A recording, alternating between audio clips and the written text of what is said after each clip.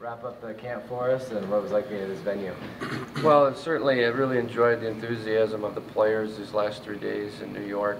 I think we got a lot accomplished. The things that we needed to work on as far as our team concepts and you know, our power play a little bit. I mean, we still got to extend that when we have the Helsinki, but for the most part, I thought the drills that we did in the competitive battles were high energy, and that's what we're looking for from this team. So all in all, I think we got everything we needed to accomplish at this point in our camp. Just talk about Grimaldi and what have you seen from him the last few days? I just love his energy. You know, with that line of J.T. Miller and Johnny Gaudreau, it seems like they've formed a little bit of chemistry just watching in the small games. They're looking for each other, and J.T. provides that strength down the middle. So I just love the enthusiasm. They're out here trying to get better every day, and that's what we want. How tough it is to make an accurate evaluation in a short-term camp like this? Well, certainly we've discussed that as a staff.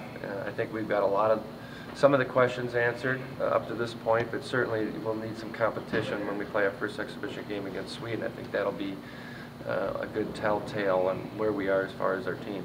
What's like having a player like Seth Jones on your team with his ability on the rink and also his leadership off the rink? Well, I'm sure there's a lot of teams that would like to have Seth Jones on their team, but he's very, very good. And I think just our defensive core as a whole, the 9 players we have, I mean, we're going to have to leave 2 guys behind that are going to be very good players. But getting back to Seth, I mean, he really complements our team. On the ice, he can provide offense. He's a steady, you know, defenseman. He's going to play a lot of minutes. So we enjoy having him. I think it's that calming effect that he brings. He's even on the ice and off the ice. He's just very relaxed, and I think that's a sign of maturity as he's developing.